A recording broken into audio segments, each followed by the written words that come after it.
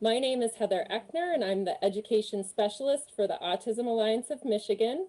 I will be the moderator for this Education Transition Town Hall. The Autism Alliance is a nonprofit organization that leads collaborative efforts across the state aimed to improve the quality of life for individuals with disabilities such as autism through education, access to comprehensive services, community awareness, inclusion efforts, and coordinated advocacy. We are pleased to offer this town hall discussion for the education transition planning. We'd like to acknowledge and say thank you to Spark Center for Autism for being our presenting sponsor for this panel discussion today. Because of their support, we are able to offer this panel discussion at no cost to attendees. Rena Nami is the owner and president of Spark Center for Autism and has joined us this evening as our opening speaker. So with that, I will throw it to Rena for our opening remarks. Hello, everyone. Thank you, Heather, for the lovely introduction. As she mentioned, my name is Rena, and I am very excited to be opening for this presentation because I think this topic is just so important. When it comes to any kind of significant or major transition, there's so much that is unknown, and it can be really scary for you, for your child, for everyone else involved. And being on the topic of transitioning, as many of you know, the skills that are really key to transitioning from middle school to high school are really needed well before then. And it goes beyond just academic independence. Skills like social behavior, adaptability to change, general self-help skills, even looking at things like how well your child retains newly learned skills. At our center, we do work with younger populations, but we really focus on all of these sorts of prerequisite skills that will prepare your children for those transitions later in life. At our center, we make it a priority for all of our clients to improve upon these skills. Every client at the Spark Center has social goals embedded within their programming so that they can really learn to foster relationships with peers early on. We provide group activities and group learning at different levels so that no matter what your child's skill set or level of support needed is, they have the opportunity to experience what they may encounter when transitioning into a school setting. So when it comes to making these later transitions in life, it's important to really think quite far ahead. And we'll often have these discussions with our parents at least a year in advance, knowing that it can really take a lot of time to plan. And not only that, but we really want to emphasize the importance of collaboration with your child's entire team, the schools, the doctors, speech therapists, social workers, ABA providers, etc., all of it. They should all work together to make your child's transition the most successful it can be. The beauty, of course, of working in such a collaborative way means you can really pinpoint the necessary skills and deficits that need to be addressed in order to make those environment changes more effective and successful. And that's why I'm so excited for you all to be here with this wonderful panel of experts to facilitate this conversation with you. So Heather, I will turn it back over to you. Thank you, Rena. I'm so pleased to introduce our panelists for this evening. We are fortunate to have experts in the field of education with experience across a range of roles and within the transition planning process. So please join me in welcoming Sandy Koski, Connie Greer, and Zelda Solomons. So I'm going to give a quick bio for each of our panelists. Sandy Koski has 30 years of experience in disability-related fields involving children and adults. This includes working as a speech and language pathologist. She has been involved with numerous local, county, and statewide initiatives representing concerns of families whose children have disabilities, including identifying and removing barriers in order for people with disabilities to have the opportunity to fully participate in the school and broader community. Currently, Sandy works for the Michigan Alliance for Families as the statewide trainer. Welcome, Sandy. Connie Greer has 28 years of middle school teaching experience in the field of special education, including teaching in the self-contained program setting, the resource program setting, and with the general education setting as a teacher consultant. She has worked with students from all eligibility categories, but has specific skill sets in working with students who have emotional and learning disabilities, as well as those on the autism spectrum. As a teacher at the middle school level, Connie has focused on the development of the academic, social, and executive function skills that students will need in order to successfully transition from middle school to high school and beyond. Currently, Connie works as a middle school teacher consultant with the Ann Arbor Public Schools. Welcome, Connie. Zelda Solomons has had over 40 years experience as an educator. Her teaching experiences range from kindergarten through 12th grade through adjunct faculty member at Wayne County Community College. She has had teaching experience in general and special education. Her distinguished teaching career has included community-based vocational instructor, resource teacher, teacher consultant, reading consultant, alternative day program instructor, and instructor in a regional detention center. Although her specialist degree concentration is in working with emotionally and learning disabled students, her experience extends to all disabilities, including autistic students. Currently, she works as a transition coordinator for Southfield Public Schools, providing career preparation, exploration, and work experiences that successfully prepare students needing support for transition into post-secondary educational and/or employment options. Zelda believes that the education of a child is one of the most important things you can do in your lifetime, because the difference you can make in the education of one child can change the world. So welcome, Zelda. All right, we're going to get into transition. So our format for this town hall will be to address a variety of topics related to the transition process, as well as to answer questions submitted by all of you. We will also be keeping an eye on the chat and will help direct you to the best resources available. And while we recognize there are many types of transitions at all different points in time across the lifespan, this town hall is primarily focused on the formal transition planning process that takes place for students who are eligible for and receiving special education supports and services and through their public schools. However, we do acknowledge and emphasize the importance of attention to transitions from the beginning stages onward. So early on to pre-K to kindergarten, from building to building and level to level, they're all important. And to give some context for all of this, some background from where transition planning comes from, some of you may not know this, the Individuals with Disabilities Education Act, also known as IDEA, is the federal special education law that ensures all children with disabilities have access to a free, appropriate public education. The purpose of IDEA is to prepare students with disabilities for further education, employment, and independent living. This is implemented through the development and delivery of an individual education program, or an IEP. As part of the IEP process, as outlined by IDEA, transition, which we're going to be designating with a capital T for that purpose, takes place at specific times and includes specific steps. So we're going to get into this. With that said, we did receive a question about transition from elementary to middle school. So Connie, I'm going to have you start us off, as this is your wheelhouse. So go ahead and we'll start with question 1. Great, thank you. So this is an important question because it is one of the first really big transitions that students remember, reflect on, and think about. And the main thing that I often tell families when students are struggling with that, typically it's 5th to 6th grade transition when they're going from an elementary setting to a middle school setting, is to sort of have balanced patience, because everything is new. It really is a huge transition. There are so many things for students to get used to. There's a new building, new environment, new staff, people, expectations, very different curriculums. And it can be a struggle. And I think sometimes working through that is really important. So don't panic right away. A lot of times we'll get calls saying the curriculum's too hard, or is not making friends. There's all kinds of things that hit right away, but some of that takes time. So the most important thing is communication.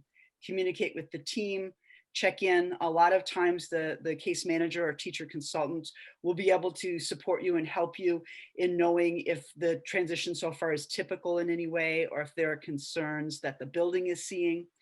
And then things can be looked at and added to put more things in place if necessary. But juggling the new social, the new academic, and the new executive function load is really huge. So communicate, but also just have a little bit of patience, but at the same time, don't wait too long, because you want to make sure that if there are issues, that they're addressed as soon as possible.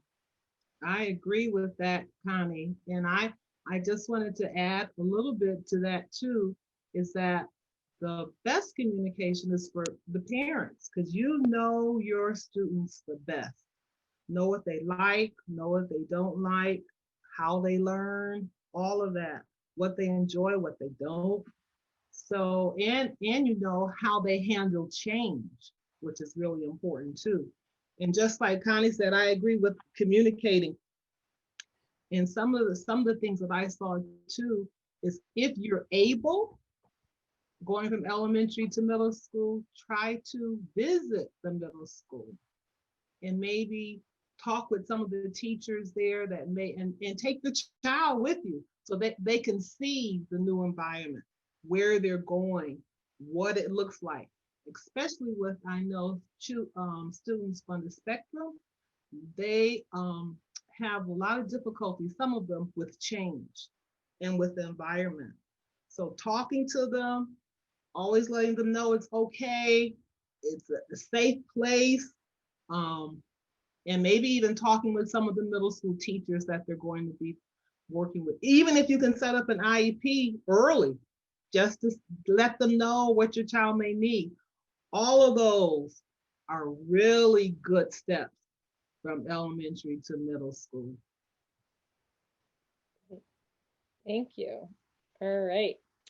So let's get into talking about transition with a capital T, as I mentioned before.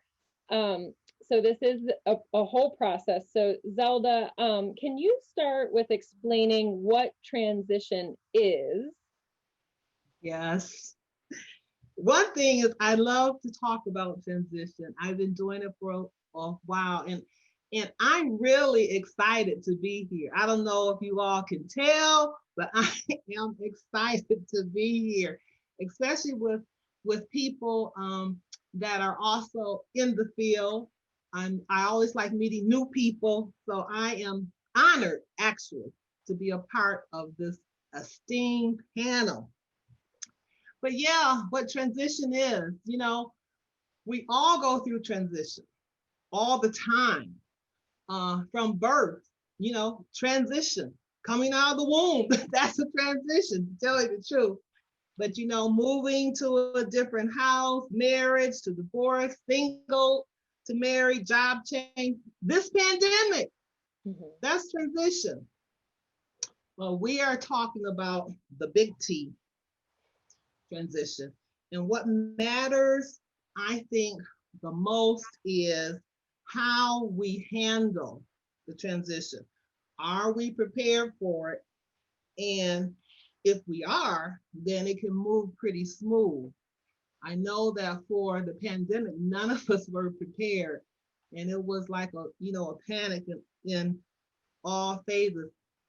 And if we're not prepared for transitions with the big T for our students, we can be panicked too. So it's important for us to know what it is. And just like the slide says, it's a coordinated set of activities for a child with a disability that's designed to be within a results-oriented process that focuses on academic, functional achievement, and it facilitates the child's movement from school to post-school activities. All of that kind of meshes together. So it's important that we know that. You know, with transition, there can be many different services, which we're going to hear later on, and they're kind of listed there. And you won't need them all at once. They come along the journey as you matriculate along the journey. You know, what happens after high school? What happens in high school? Is there vocational training? What kind of adult services? Independent living? Are they getting along in the community?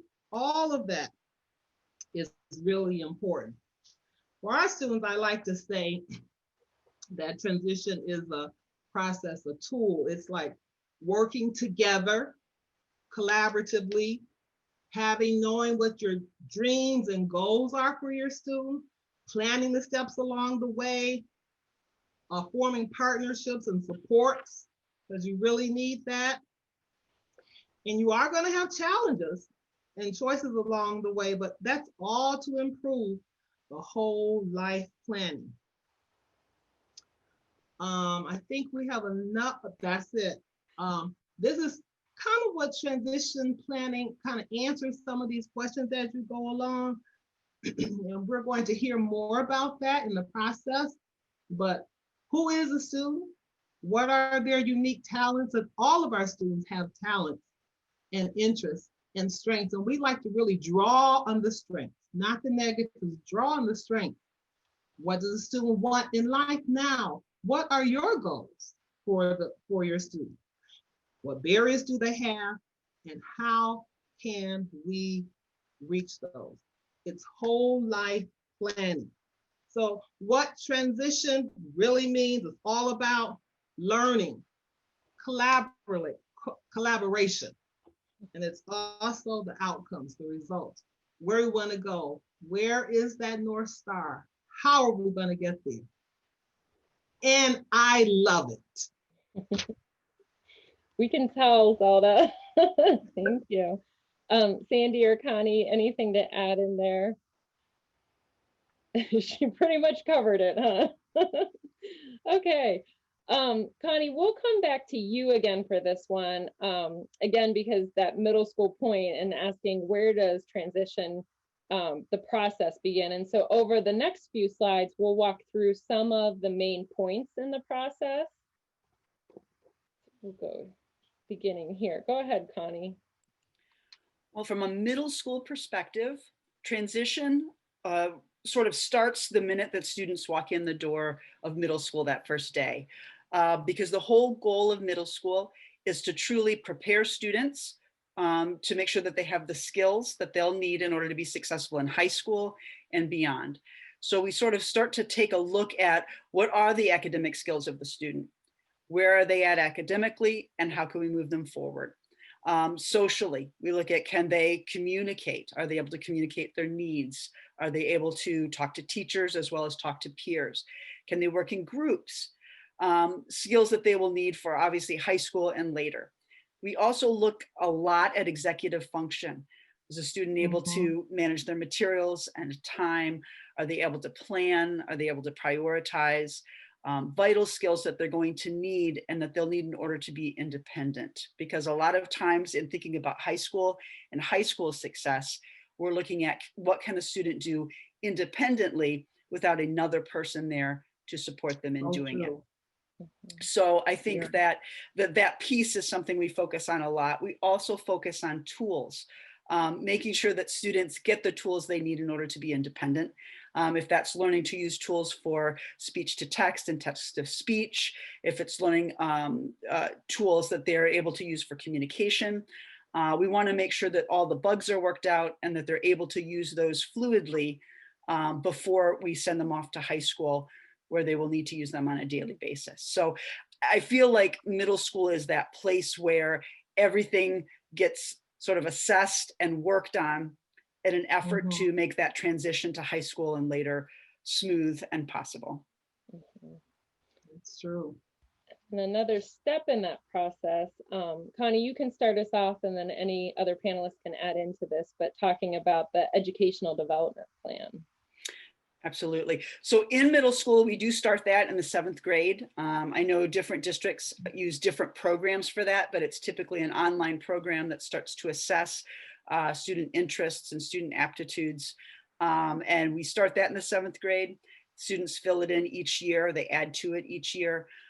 In my district, it's done with the counselors, but then we're able to pull from that information when we do that final IEP for the 8th grade year, because that is when we start at the middle school level to look at goals and pieces that we want to put into the IEP related to that transition piece. And I know Zelda has a much bigger piece of that working at the high school, but we kind of just barely start that process with students, and then they take it from there.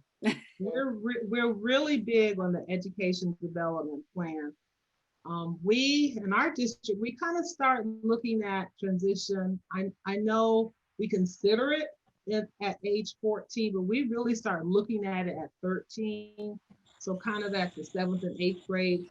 But our district too also has the counselors who work with the students with the EDPs, and sometimes they're English teachers. And what that is, it's an online assessment where the students are asked a variety of questions, probably about 45. And then they, from the questions, we can get a career pathway.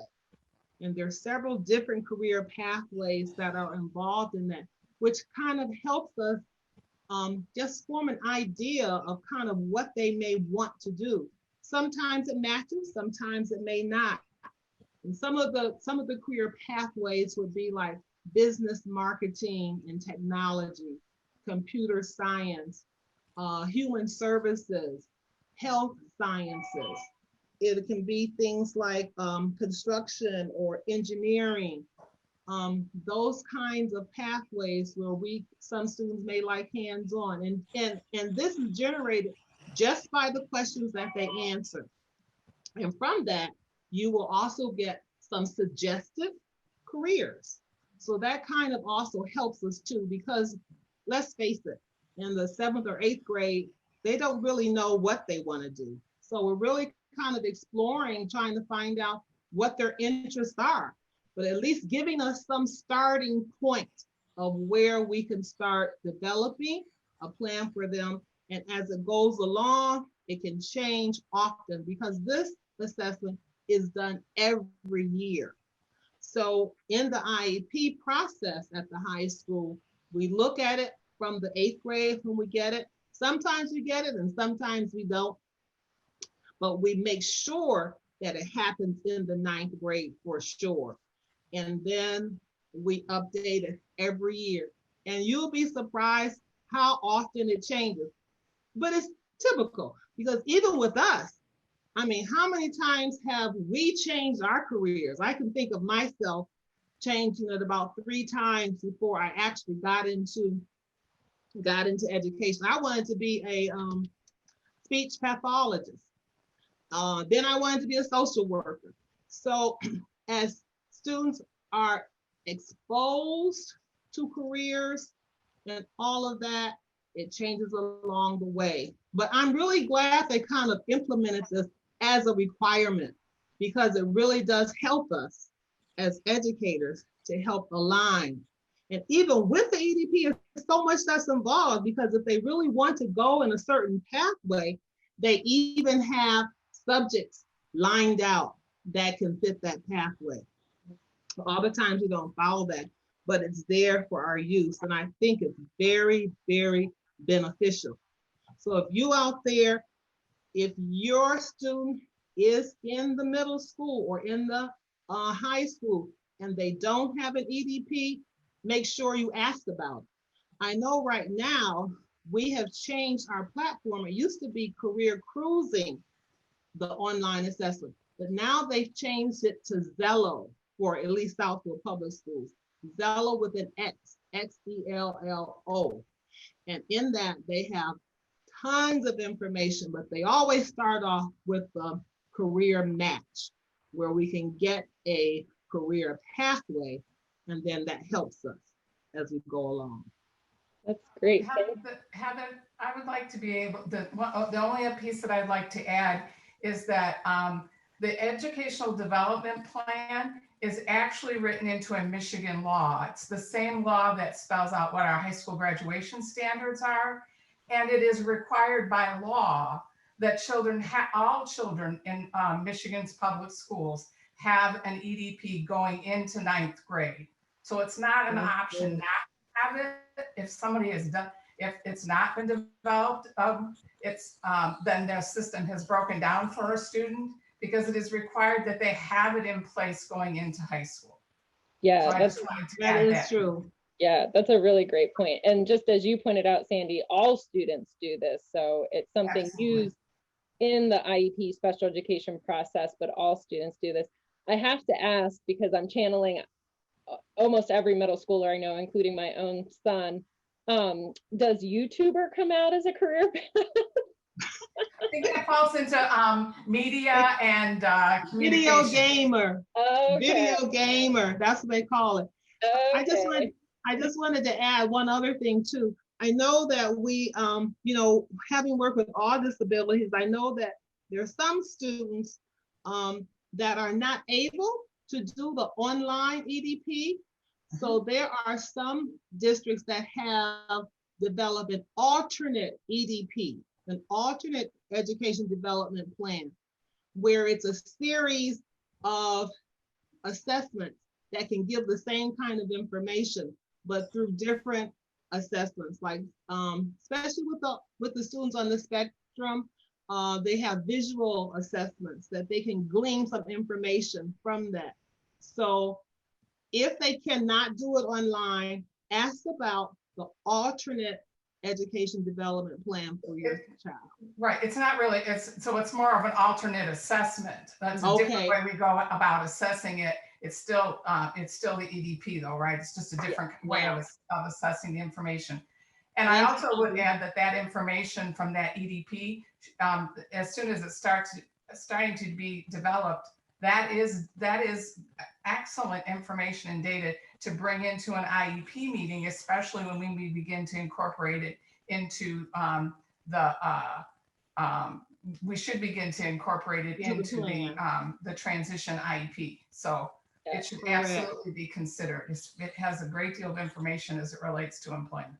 Yeah, and this was so informative, but I think this is a good time to point out to our attendees as well that we have a robust list of resources that include the full range of this that all of the panelists have reviewed and contributed to. And there is a State of Michigan Department of Education guide about education development plans. Yes. And so you will have access to this website resource page where you can click to and link to all of these. And so look for one that's on EDP there as well. And then you can have that for your reference too. So continuing on along this process, then the timing of transition in the process, that next stage of what is going into place by the age of 16. So I don't know if Zelda, maybe, do you want to kind of start off with this one? Sure. By age 16, you are required to have a formal secondary transition assessment. That's when it really starts, and they look for it in the IEP. There's a section on the needs-based class for the performance of the student, where we give age-appropriate assessments. And from that, we're looking at their needs, their strengths, their preferences, their interests. And we're kind of asking the questions, where's the student at? Where do they want to go, and how are they going to get there? So 16 is the time. Before that, we like to have that information, but we really start to form a real transition plan starting at 16 and carrying on. And every year we look at it, update it, see if it's the same, see if we have resources and transition services in place that they may need. And every year it's updated.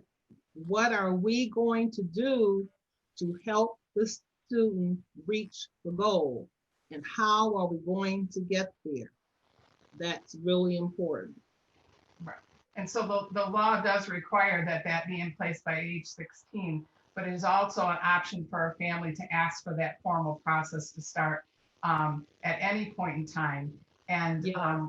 and we often encourage parents to think about that time where you guys were just talking about, that middle school time when we're already talking to middle schoolers about, well, what do you want to, what do you think you want to do for a career? Because you're looking at what kinds of work they might want to do and what kinds of electives or after school activities are happening that you can begin to direct a child towards in order to let them explore those interests. So absolutely the law requires that a formal plan be in place by that 16th, but a family can open up the discussion with their IEP team about starting that process at any point in time. And we encourage parents to consider it when everybody else is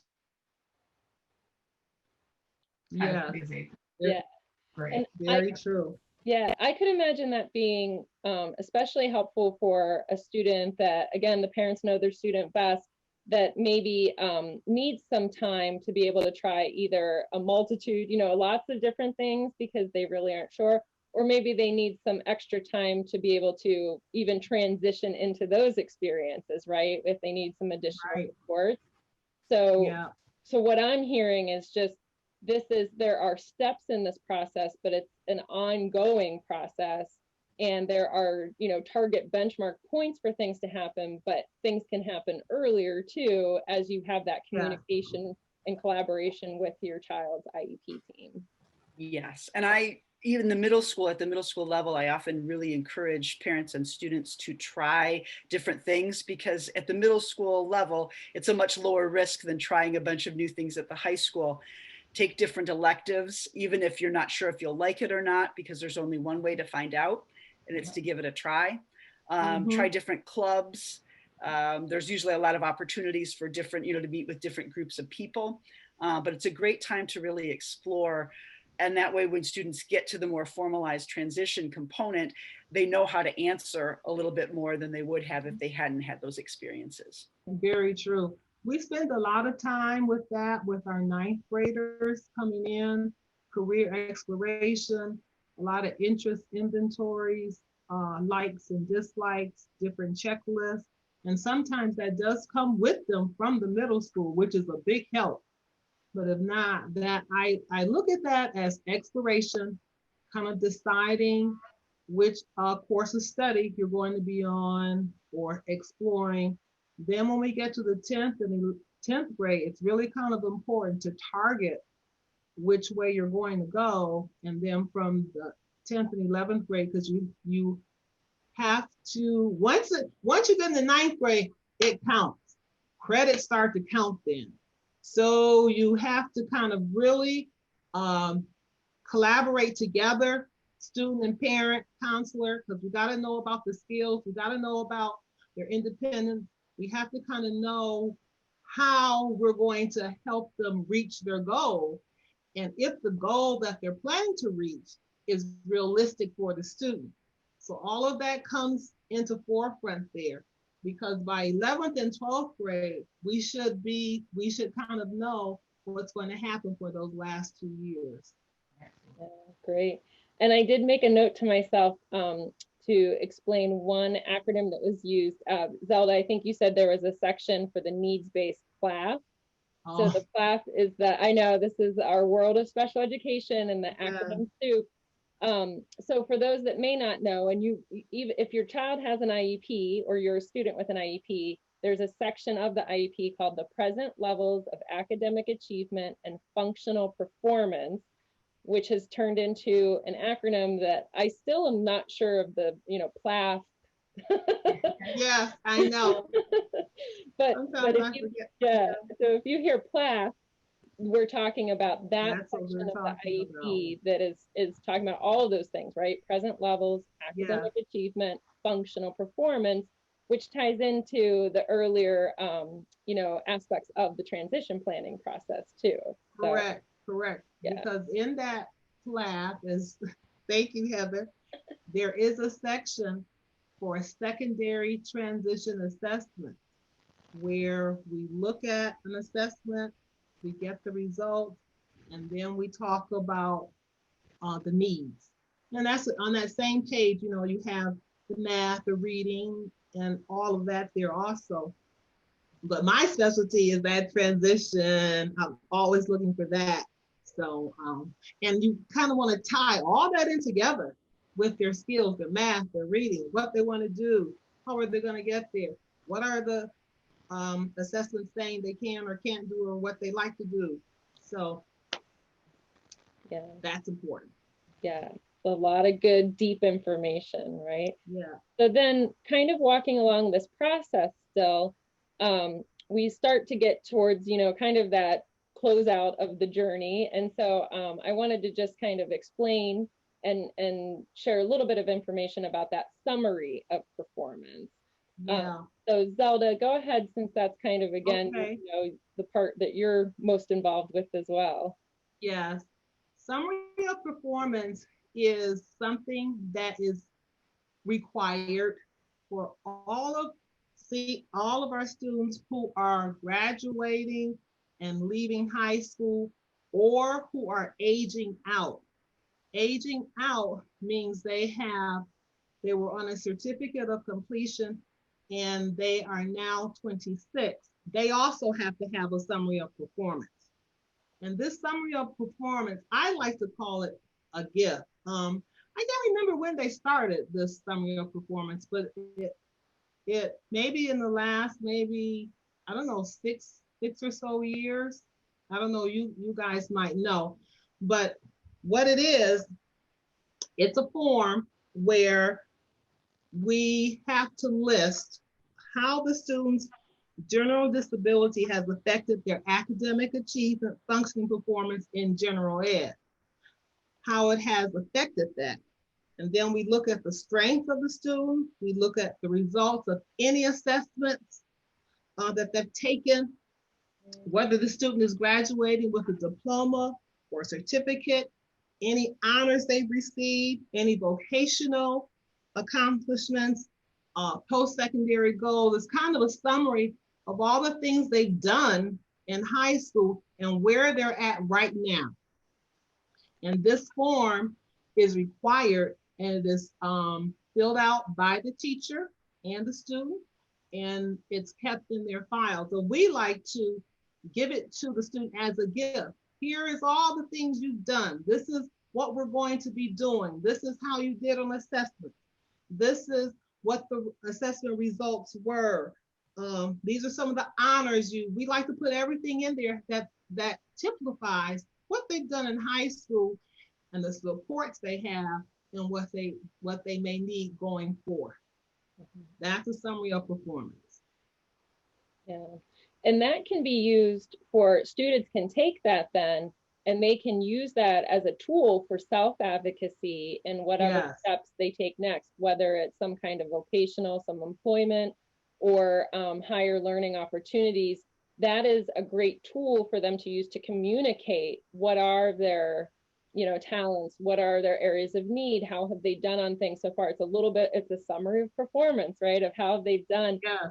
Because it's important to know that families get so used to an IEP as a document, but that doesn't go with the student beyond school, right? Once they graduate with that diploma or exit the young adult, then their next steps, this is a communication tool to carry that information over. This is a communication tool, yes. But when they do graduate from high school, if they choose, they can take their IEP to higher education and places like that, so that they can get some more supports.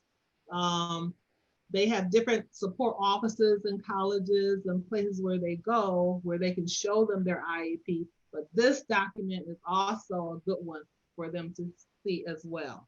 Yeah. Oftentimes that summary of performance will include what accommodations were provided to a student. Yes. And those in particular can be really helpful. Like you said, Zelda, if going on to a community college or a university, they all have an office for students with this, or somebody who's responsible for students with disabilities within their student service center. Depending on how large the university is, it might be one person or it might be more. But that is that student has to be able to be supported, but go in there and be able to self-identify as being a person with a disability in need of an accommodation and is looking for accommodations.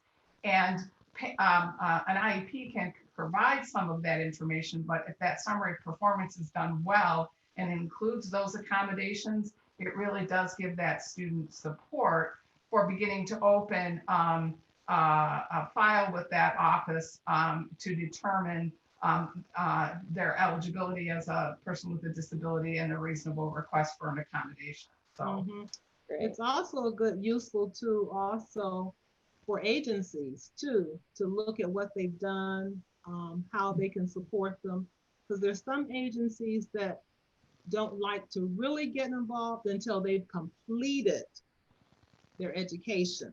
So this is a good, and there are some, you know, who work collaboratively with us, and we'll hear more about that later in our presentation. But yes, this can also be given to agencies as well. Yeah. Great. Yeah. And thinking of all this, these major steps in the process, I always come back to the motto of early on, which I really love, which is don't worry, but don't wait. So from those beginning earliest stages, don't worry, but don't wait. And as I've kept hearing from all of our panelists say, there are these, you know, steps in the process, but earlier, you know, having that, opening that conversation, thinking about these things is better. And I actually found there is research that shows that the earlier transition goals are at least focused on and discussed, the better the outcomes, because it's always taking on that perspective of, you know, will this help the student be more successful in, you know, their endeavors as an adult, and the purpose of IDEA for further education, employment, independent living. So always keeping that in mind through the process. Very true. It keeps it in the forefront. Absolutely. So we're going to circle back again, because we just talked kind of about, you know, a broad range of the process and the major steps in it. But we brought up a couple of different things. So we talked about the summary of performance information. You know, it mentioned students graduating with a general education diploma, as well as students who exit services under IDEA once they turn 26, which is a Michigan specific age. And so let's talk about what it means to be on diploma track is a way some people might hear about that. And so Sandy, if you want to kind of give us a little overview as you know about this.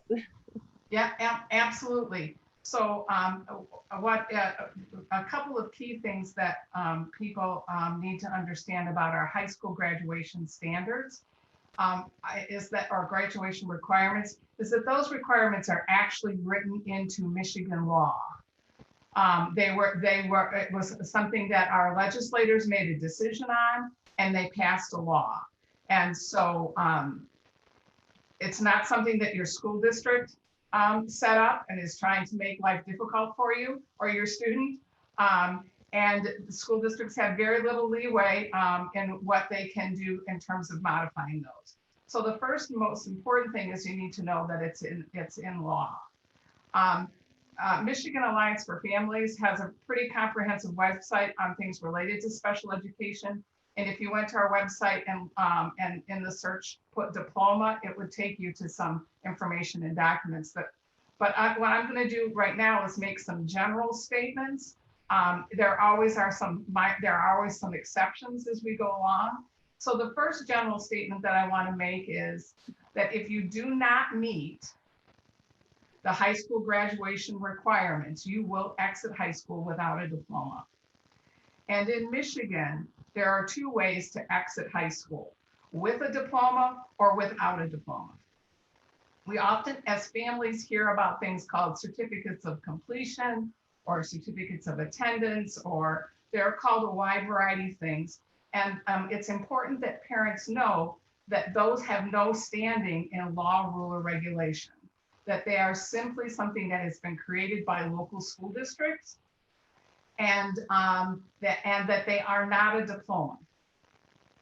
And so what that means is if you leave high school without a diploma, but you have oftentimes the certificates of completion can look like the diploma that kids get, but it says certificate of completion in it.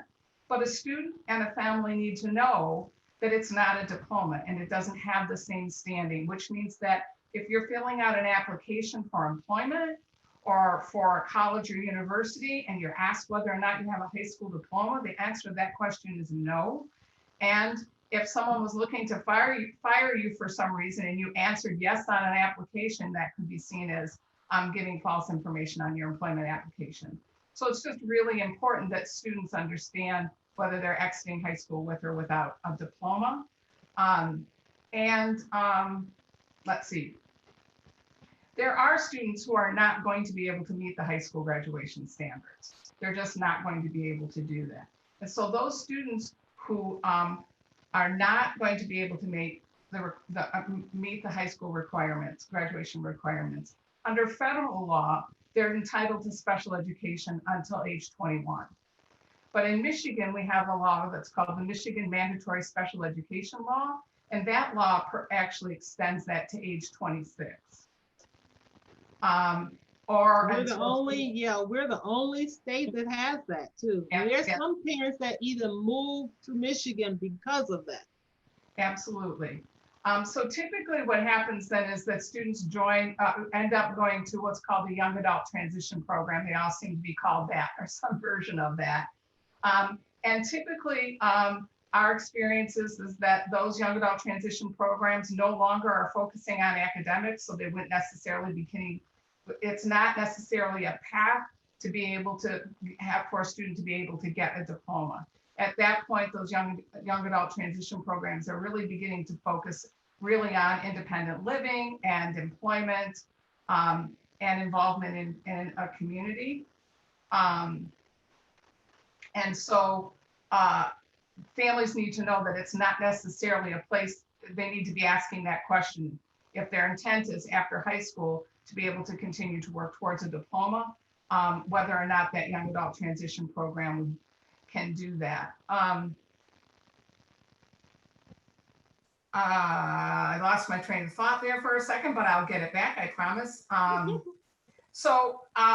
It's just really important that families understand that there really is just one way out of high school that gets you a diploma. The same law that I've got my thought back. The same law that brought you the high school graduation standards also put that in educational development plan, or the EDP, into law. And also within that law, there's something that's called a personal curriculum.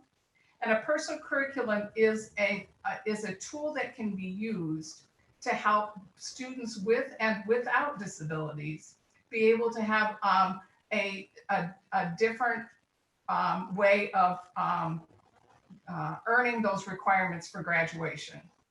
And if a student has a personal curriculum, they are exiting high school with a high school diploma. And it won't say a high school diploma with personal curriculum. You have been able to meet or modify the standards in such a way that you're exiting with a diploma. That was the last point I wanted to make sure I made. Yes, that is so true. And a lot of parents don't know about the personal curriculum. So that is something that you may want to ask your school district about, because they can allow or request certain modifications under specific conditions where they can meet some of their high school graduation requirements. The other thing I just wanted to mention, Sandy, is that districts vary on the amount of credits they need for graduation. I know the Michigan Merit, the minimum is 18 credits. I said the minimum is what's in law. You're right.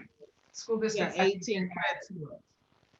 Yes, our district, for graduation is 21 credits.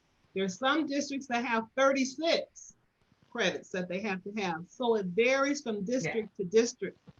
I know that right now, since we're in the pandemic, I believe our district has gone back to 18 credits.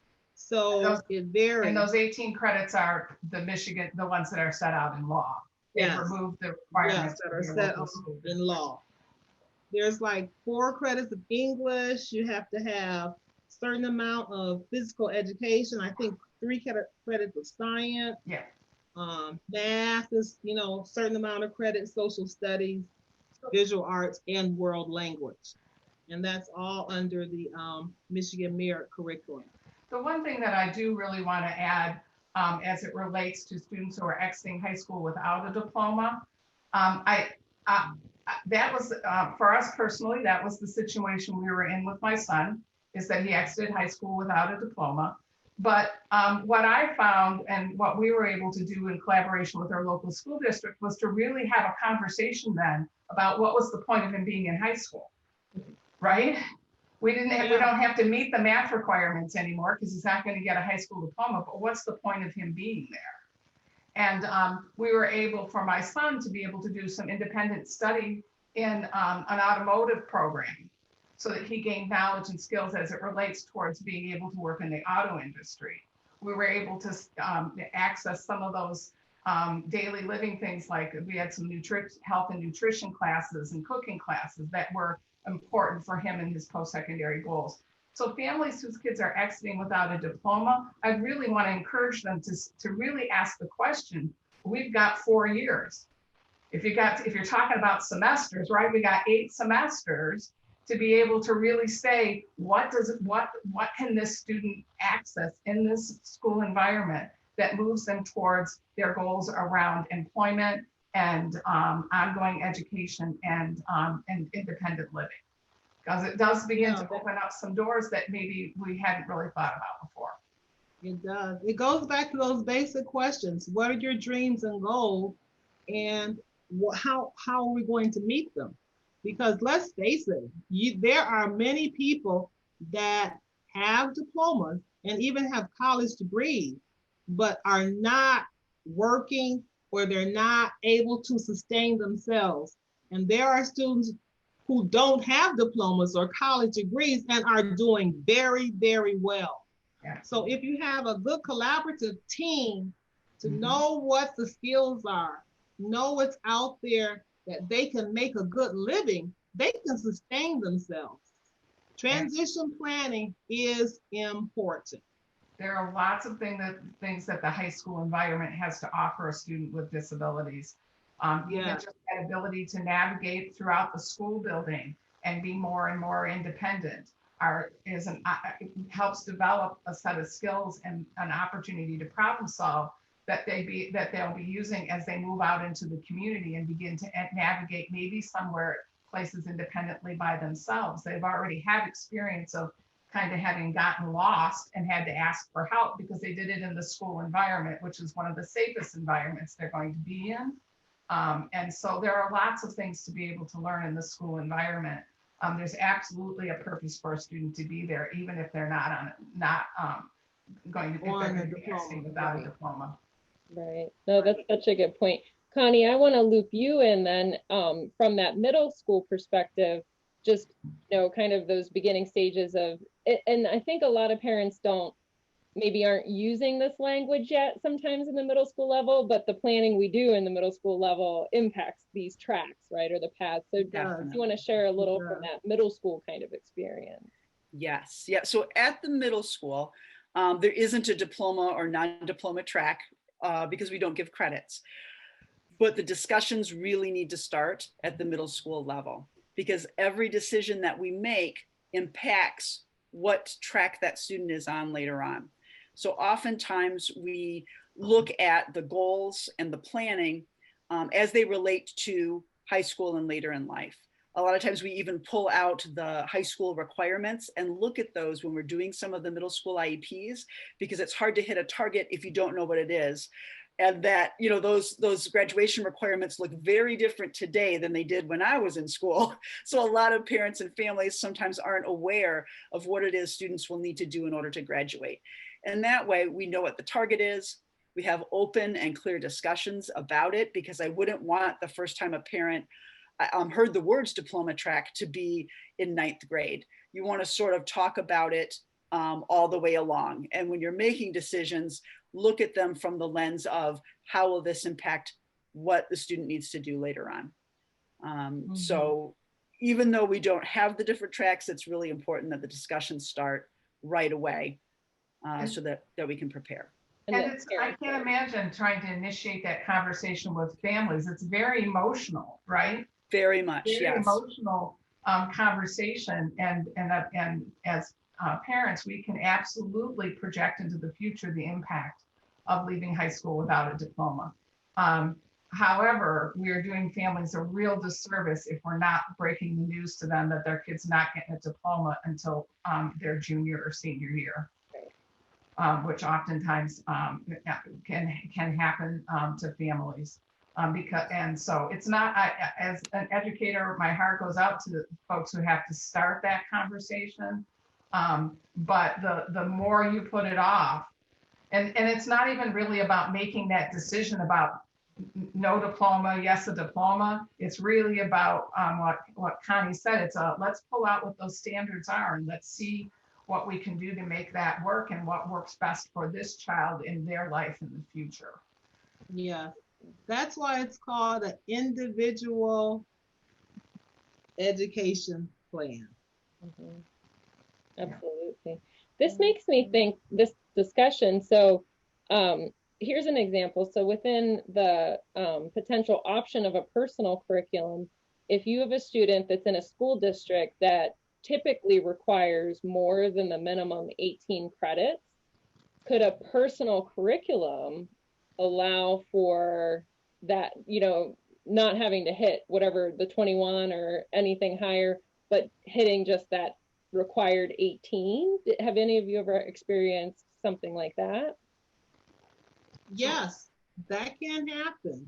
That can happen, but it all depends on if it's approved by the school board. That's exactly what I was going to say, Zala. Yeah. It's a local school district decision. And so, all of these decisions related to personal curriculum come back to, it's a local school. Every school district is different. So if your girlfriend on the other side of the state got her kid a personal curriculum and was able to do it, you could go to your school board and they'll say, nope, our standard is this, and we won't, and they're not willing to do it. It is absolutely a local decision on whether or not to grant a personal curriculum.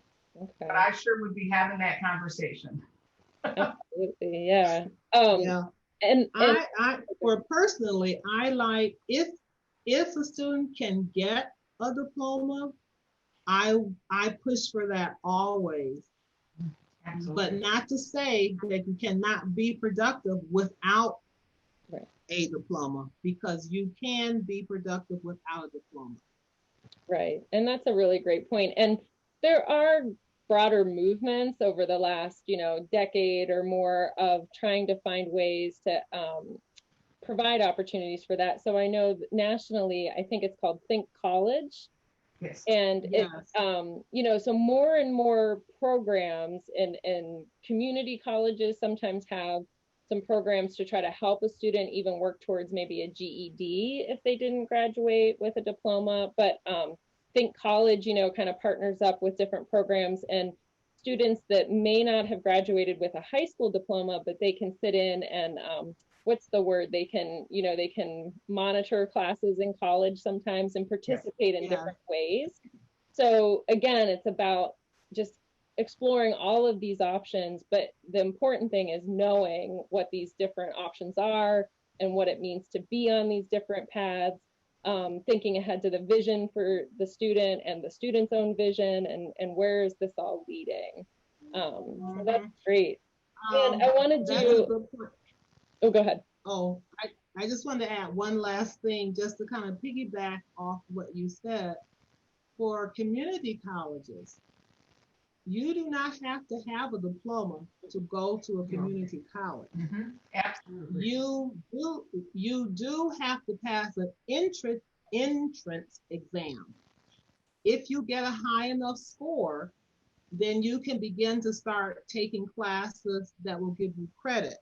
If your score is lower, then you can take remedial classes to help raise your reading or raise your math until you're able to do that. So I just wanted to throw that out there. Absolutely. I'm glad that you mentioned that, Zelda. And also that there are what they call life enrichment classes that are at community colleges that that can also be tapped into.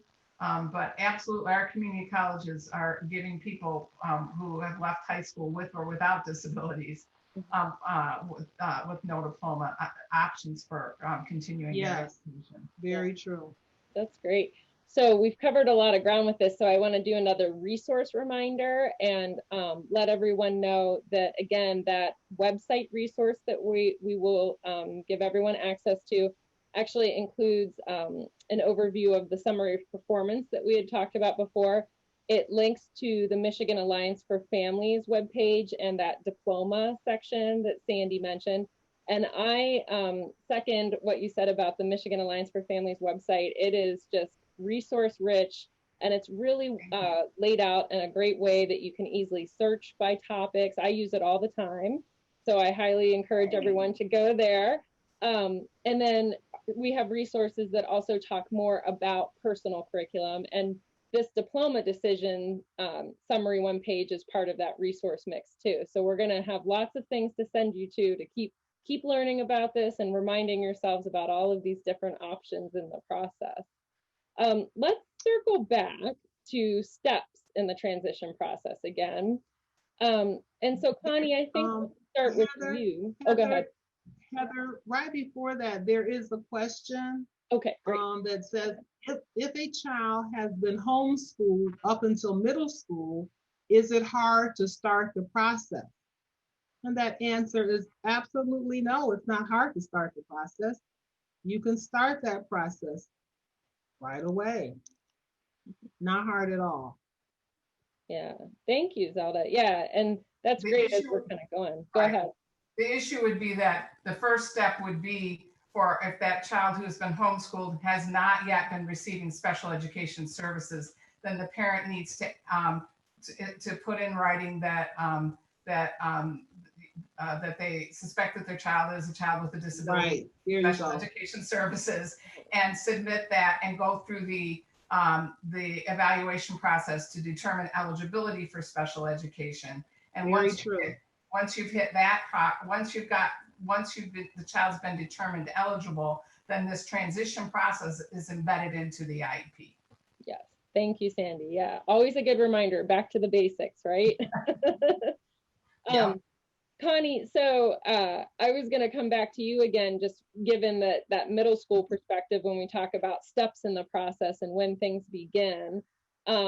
So if we kind of circle back and just talk about, again, some of those stages, you know, in that middle school period as you're starting to build up for all of these other things that we have in the process. Absolutely. Well, at the middle school level, again, we sort of just start out by looking at the targets. What are we trying to do? Look at those requirements for high school. Start talking about what the transition process will look like later on, so that we can begin those basic planning steps. We do the EDP for all students at the 7th grade level, and then we take the information that we get from that and incorporate it usually into that 8th grade IEP before students go to high school. We incorporate that into the IEP to look at student interests, student skill sets, and possible needs in order to write a transition goal as students move on to the high school. So we start out with the basic pieces and the building blocks that hopefully will come together when students go to the high school level. And Zelda, this is what you then receive at the high school level. Yes, yes. And this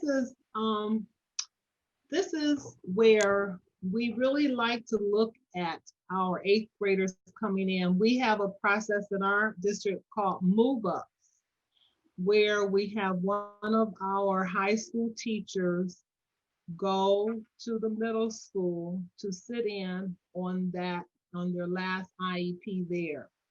And that high school teacher kind of gives an overview of what high school is all about, you know, the credit process and all of that, because middle schoolers, they don't know about credits. They don't know that's where the rubber hits the road. Yeah. Is that it? Rubber hits the road.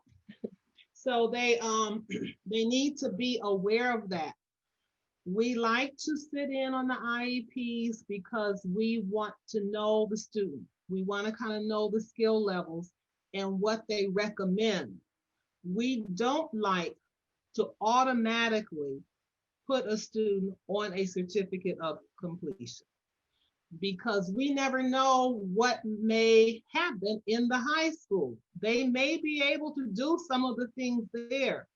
So we like to look at all of the areas, and if the recommendation is for a certificate, we may start with that, or we just may start if we think because of what we have learned as a team in the IEP, we may start off in the 9th grade with a diploma. See what they can do, experience with the supports that we have there and all the resources. They can make it. And I've seen it happen over and over again. We do not want a cookie cutter deal to happen with our students. We put the I in, like I said, individual education plan. What is best for the student? What do they like? What are their skills? How can we help them reach the goal? Now we know that in the middle school, there are a lot of unrealistic goals, but there's some basic courses that they need to pass. So we like to make sure that they can do that. We have resource rooms. We have self-contained rooms. We have autism rooms. We have all of these services where our teachers work together just to make sure that they're on the right path, whatever it is. But we don't like to say just because it happened in middle school, it has to happen in high school. That's not the case. We take each child individual, and if students, and we like to really try. If I had my druthers, if I would try to put mostly all of our 9th graders on diploma just to see what happens because of the exploration stage with supports in place. If they need a PC, we take it step by step along the way. What do they need to meet the goal? And we take it from there. Yeah. And what I'm hearing from this, Zelda, and I really appreciate it, is, for students or families listening into this, if that's not something that the school team embeds in their process, families and students can ask for that though, right? Like they can come in and say, we want to at least try this, Yes, they can. Yeah, and let's try this, let's see how it can. goes. And then, kind of go from Let's there, see. like you said. Let's keep evaluating it. Yeah. And you can actually evaluate it semester by semester. If you're not doing good and you see, well, this is not going to make it, then you can always change. An IEP does not have to last the whole year. If you want to change it at a certain time, you can. You can do some amendments if you want to. So work as a team, lean on that collaborative team. Yeah. And Connie, I'm sure, I bet a lot of school districts, have some kind of version of like the move up meeting or some kind of connection like that. But again, in that example of middle school, if that's not something that's automatically built into the team's process, is that something parents could request, is to say, for this meeting that we're going to have as we're talking about high school, could we bring a high school teacher in? Have you had that happen before? We actually have a process similar to the one that Zelda was describing, and we call them change of levels, and we do them from 5th to 6th.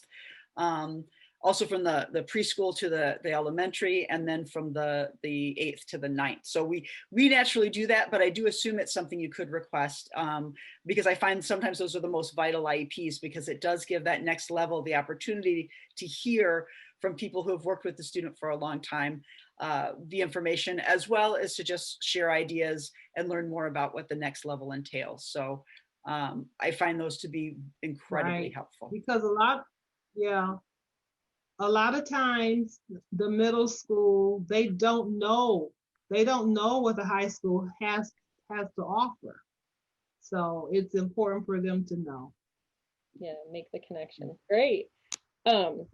So we know there are many different types of assessments. Zelda, let's kind of come back to you again, and can we discuss the purpose of transition assessments as well as just discuss and share some examples of common ones that might be used in this process? Okay, so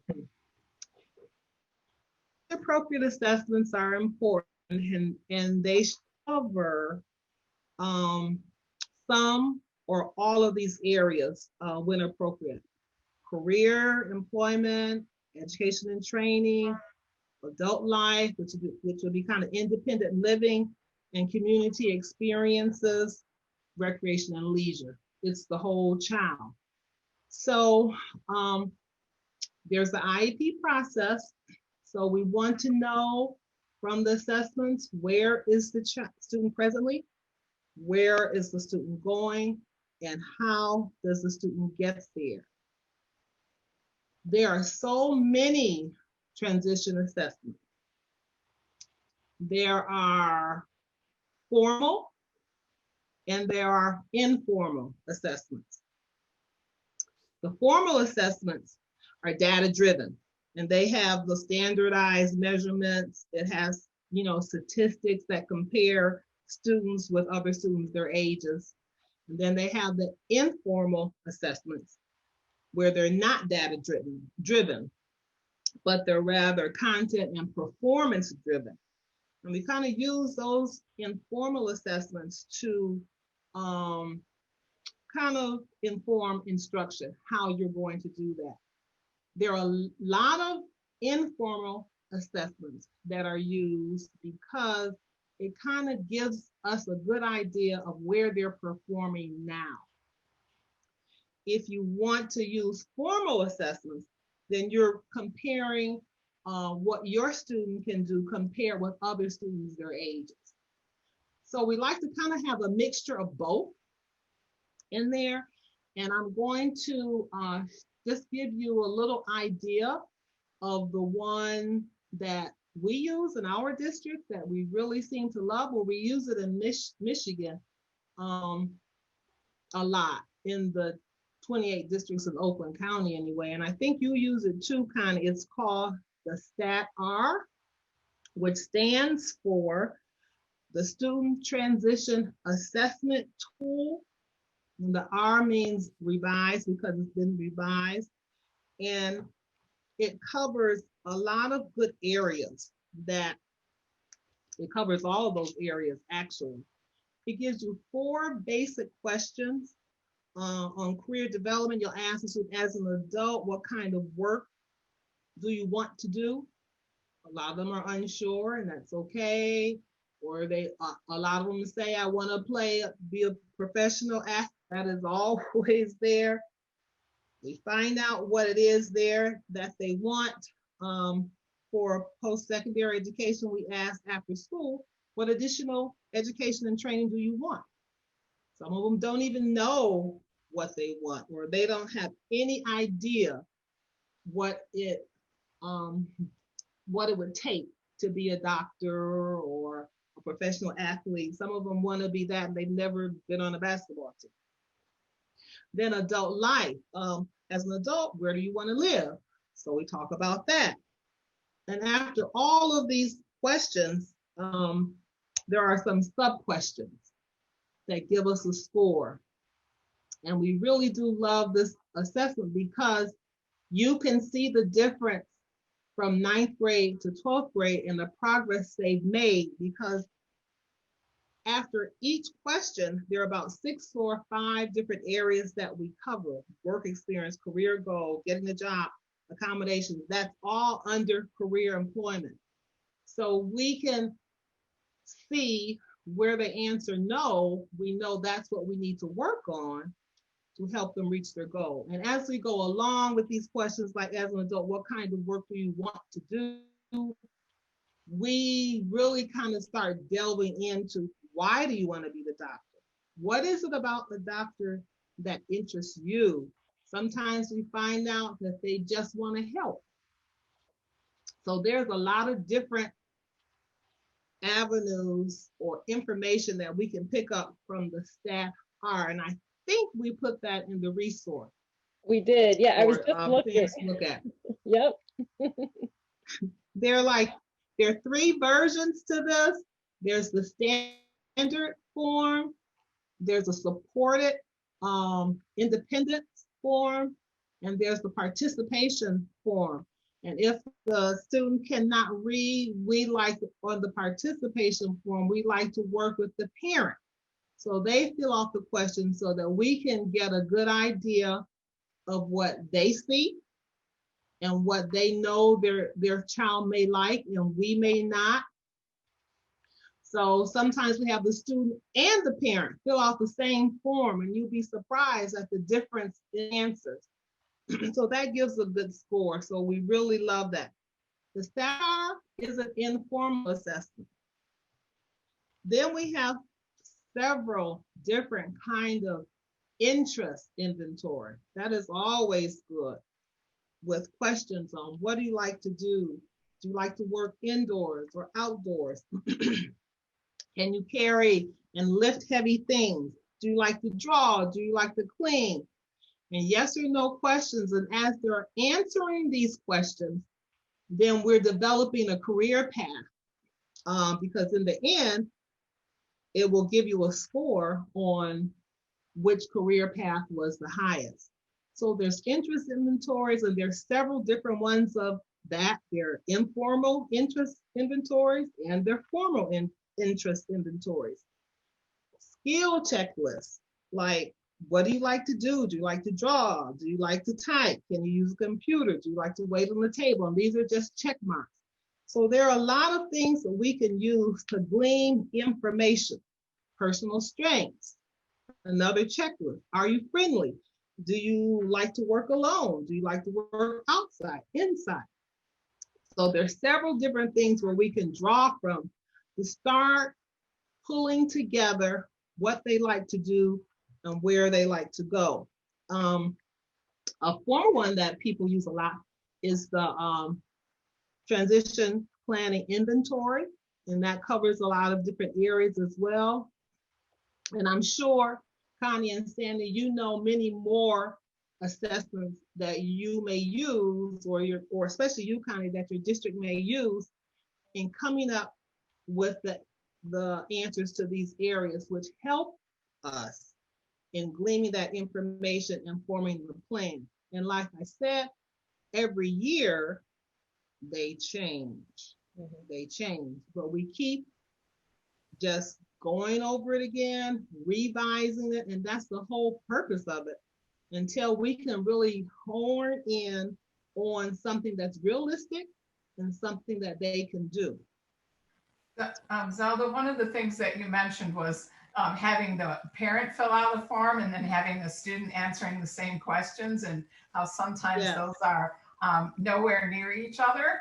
And one of the things, especially for students with more significant needs, who may not have the verbal skills to be able to answer the questions, is also encouraging other people to answer for them. A sibling is going to answer different than the parent would. If there's an auntie who's involved, she may answer it even different than the sibling or the mom. And so those inventories that are more informal tools can be used with a variety of people if the student isn't able to directly give us the information. And sometimes you get a broader perspective on who they are and what skills they have. You know, auntie has some folding towels at their house where the mom says he doesn't know how to fold towels, right? Kind of a thing. So those informal tools can be really useful for other family members to answer for, especially when we're trying to really puzzle out for a child with a more significant disability who maybe not have the verbal skills to be able to tell you. Yeah. Right. There's the visual assessments too, that are very good too. There is there's a site that is in the resource that Heather was speaking of, and it's called Quick Book of Transition Assessment, and it covers a ton of information. So if you get a chance, parents, look at that. It has different transition planning guides in different areas: employment, independent living, recreation and leisure, community participation.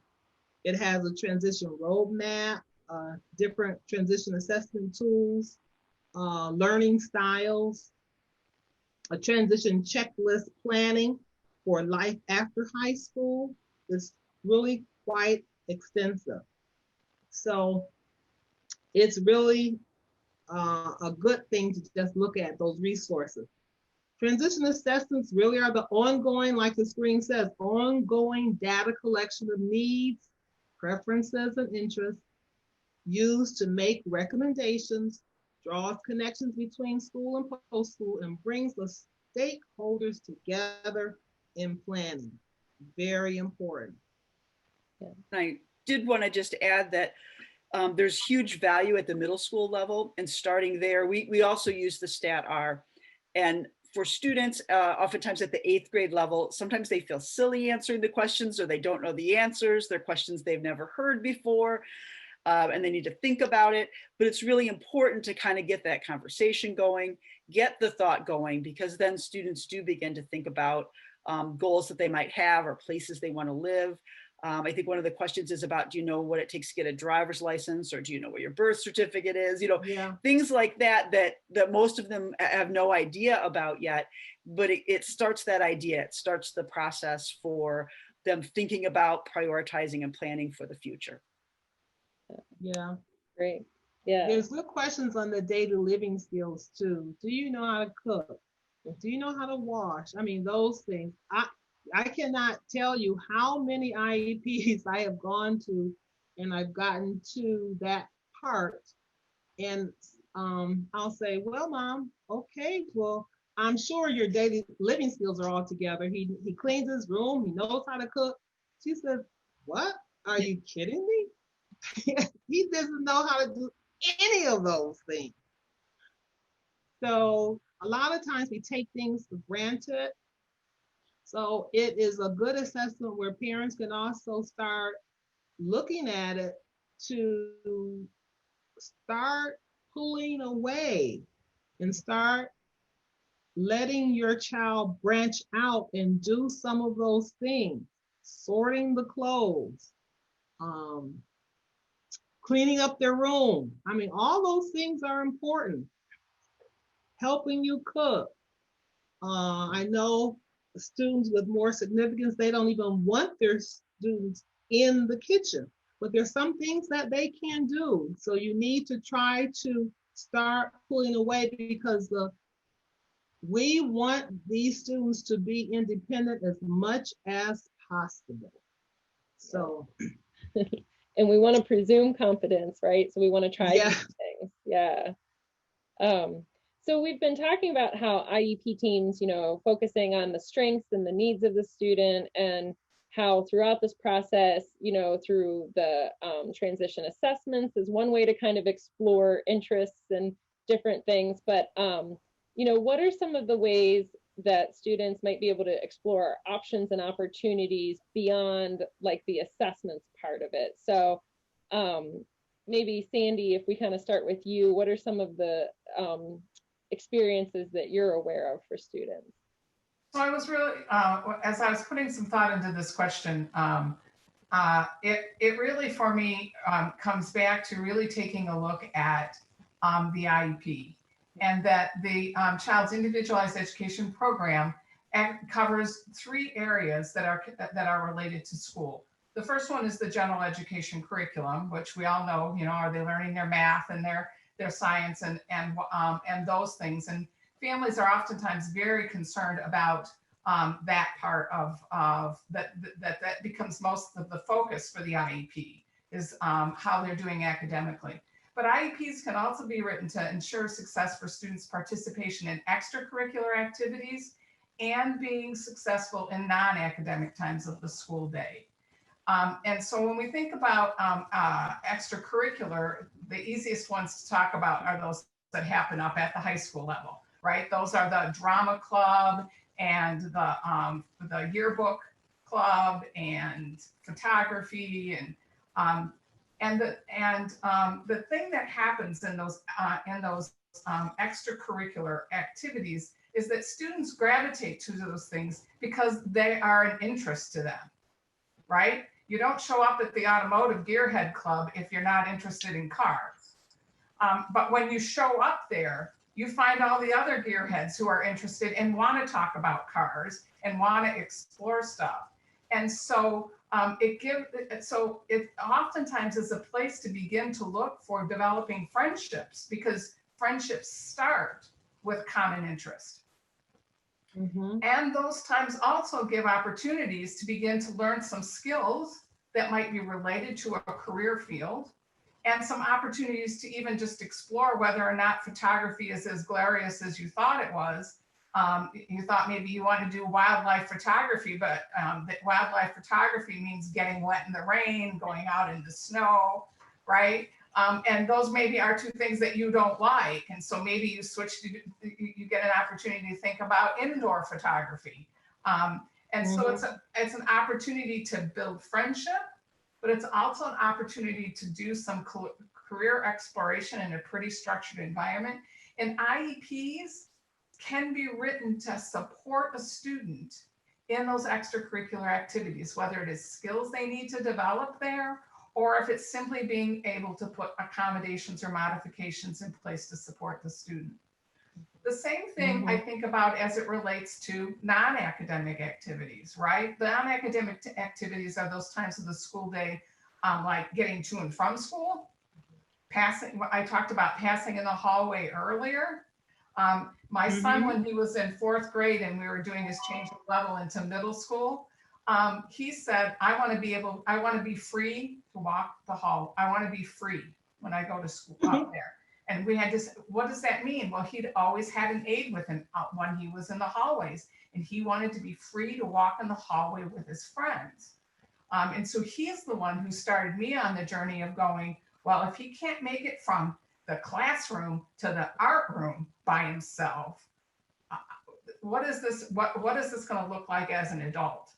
And so those non-academic times, also recess and lunch, those are times for kids to be able to be given the opportunity to develop skills that they're going to need in their adult life. And so when I was thinking about this, that's really what I got thinking about in terms of opportunities and options for students, is really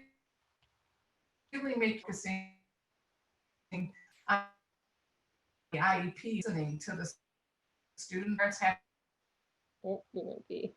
to do more.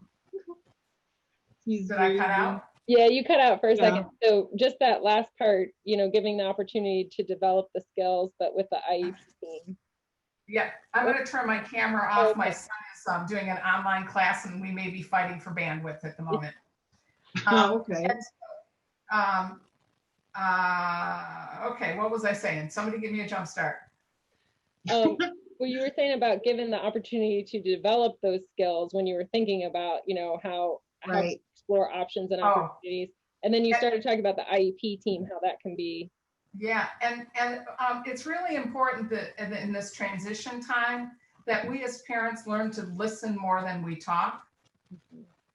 For even students, even for students whose behavior is their primary means of communication, I think it's primary communication for a lot of teenagers, and that we as adults need to listen more than we talk, because they're going to tell us what's important to them. And when it comes to those opportunities that are available, either non-academic or those extracurricular, we can say, he really is out in the garage talking with the uncles when the family's over and they're talking about cars. What's available for him to be able to explore in the school environment with that? And so if we listen more than we talk, kids are telling us a lot of information at this point in their lives. Yeah, that's great. And using that IEP to say what skills do they need, or what accommodations do we need to put in place to help them be successful in extracurricular and non-academic. Yeah. We have several things at the high school level too that can help them explore these options. The field trips, That's important. I know we do a lot of the friendship circle. I don't know if you guys have heard about that. Community partnerships with Forgotten Harvest, having them go out and work with the food pantries and different things like that. All those communities experience work-based learning opportunities where they go to different companies and they do different things at the jobs, those volunteer opportunities, in school opportunities too. Like I think Sandy was talking about um, helping in the cafeteria, wiping off the tables. You're responsible for taking this mess, taking these inner school envelopes to the office every day at this time. All those are showing responsibility. Can they follow through? Can they navigate through the hallways?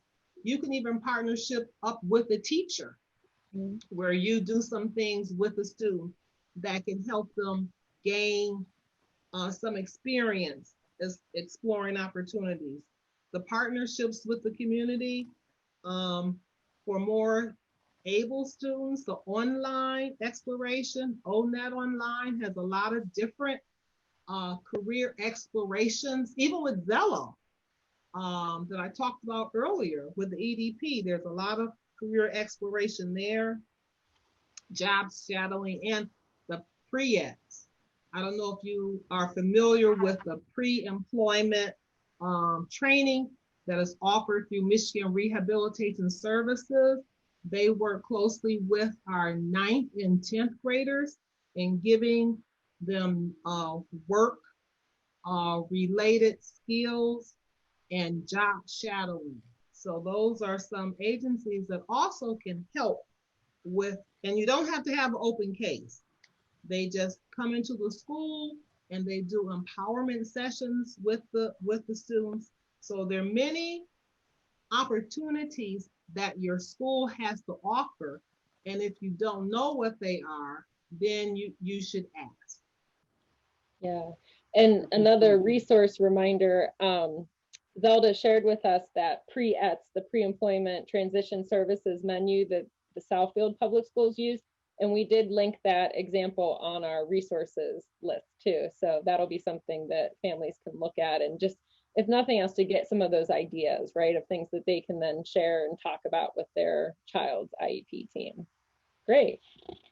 All right, and I just real quick wanted to say that a lot of times at the middle school level, that's when the clubs and other activities, after school things start. And I think it's really important to pay attention to those, because so often middle school students will say that they're not interested in anything or that they don't want to do it. Not that we should make them do it, but I think some encouragement is really important at the middle school level, because you don't know what you like till you try it. So gardening club, and clubs are the kinds of things where you don't necessarily have to sign up and commit to a quarter or semester. If you try it a few times and it's just not for you, that's okay too. But sometimes it's just that exploring that really matters. So, try chess club, or we've had Minecraft club. We had a gaming club once, and we had 100 kids show up only to find out it was board games, and that didn't go well.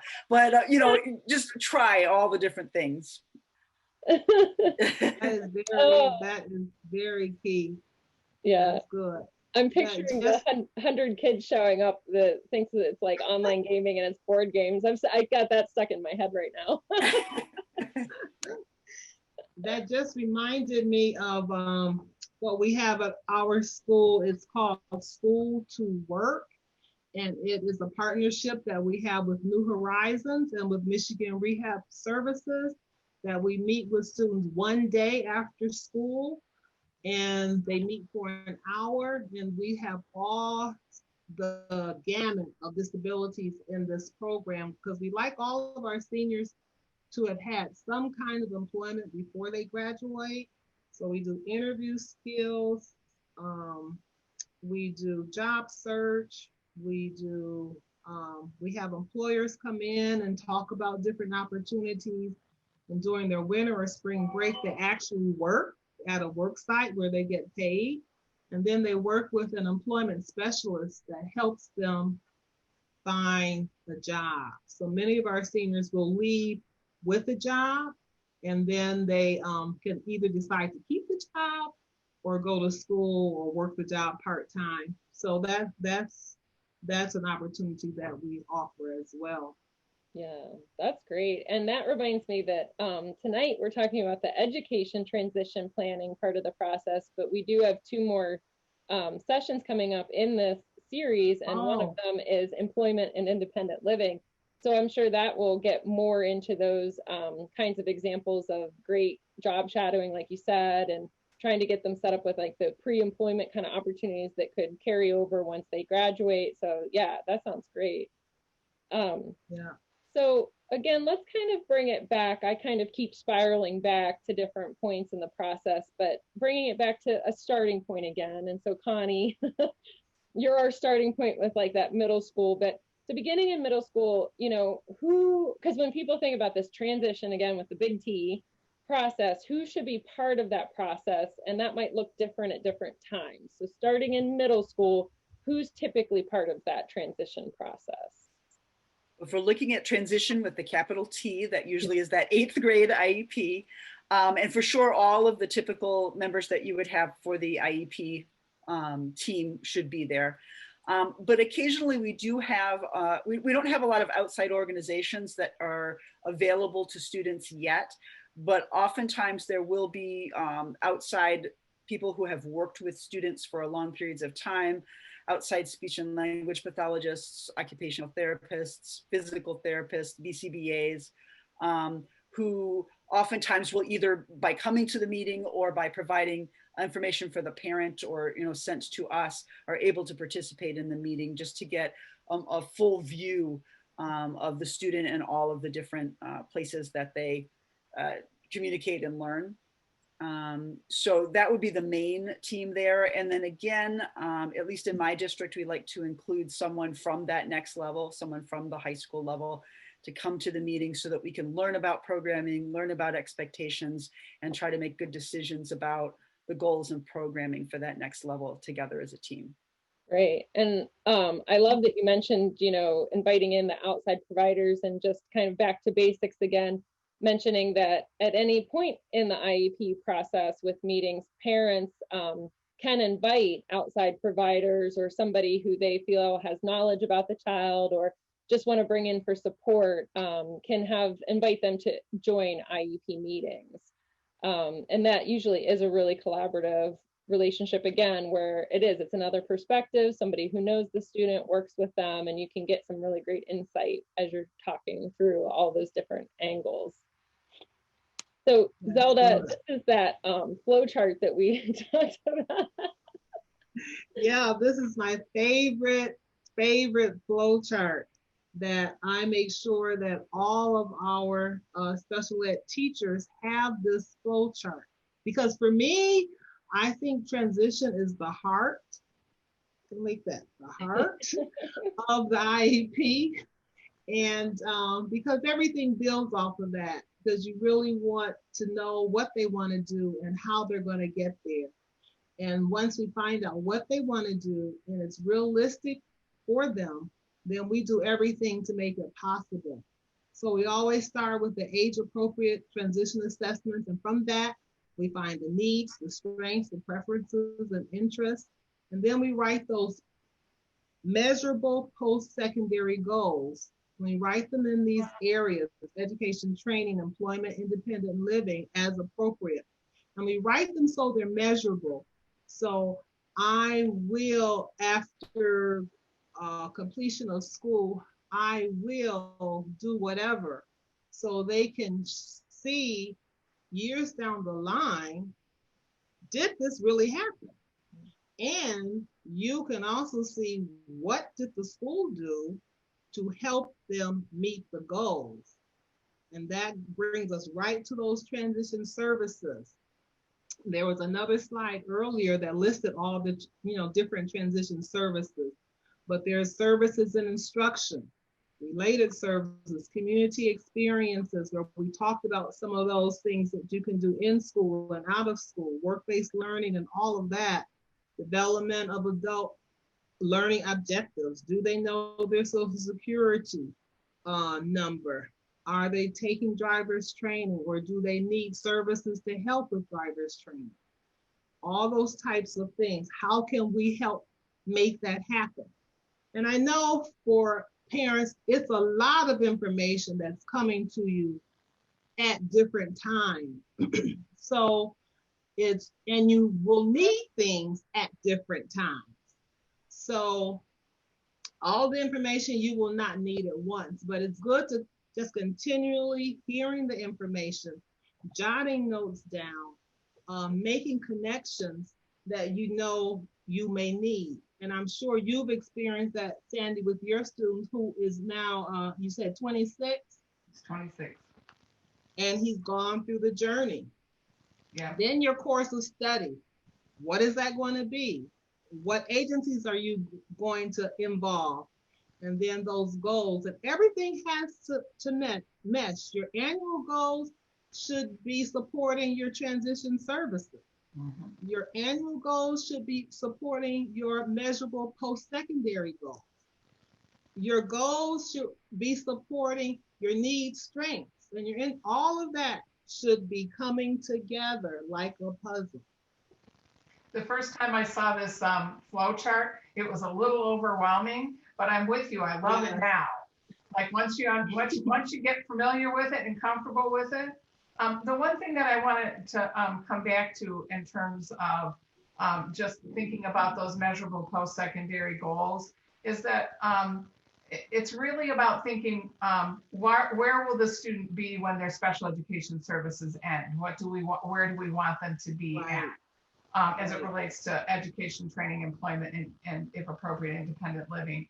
And that those goals, you've said this several times, Zelda, that those goals can change over time, right? But what families can bring to this process is really students.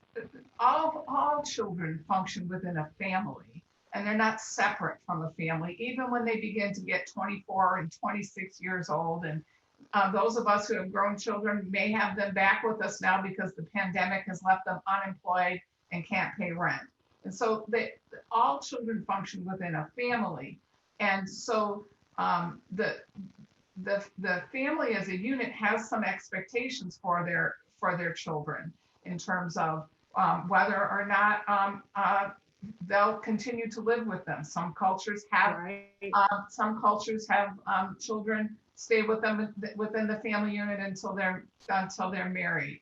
I have said for the longest time that my son won't live with me forever because I wouldn't want to live with my mom forever, and I moved out at some point as well. And he deserves a life separate from me. And so I always knew that, and that was always a goal. I wasn't there, and I'm still not clear, but there was a lot of time where it was very gray on how we were going to get there. But if a family can begin to articulate what that long-term vision looks like, that's a big piece that families can bring to establishing those goals as well. Great. Yeah. And that vision, that long-term vision is so important. And even from the earliest stages to have some kind of vision about where are we going. And that is the family perspective. I mean, that's what parents and caregivers are thinking about, those longer term kinds of things too, right? Like, where are we going with this? And just because you can't see more than 5 years in the future, that's really okay, right? We're looking at this point with families really just beginning to say, it would be great if he had some kind of work. Mm-hmm. So he had something productive during the day. And if he could live supported in his own place, or we have a rental house, and our plan is that when they get old enough, they're going to take over the rental house. Sometimes that's just a good place to start, because then the school can begin to help flush that out with assessments and opportunities within the school. Yeah. Right.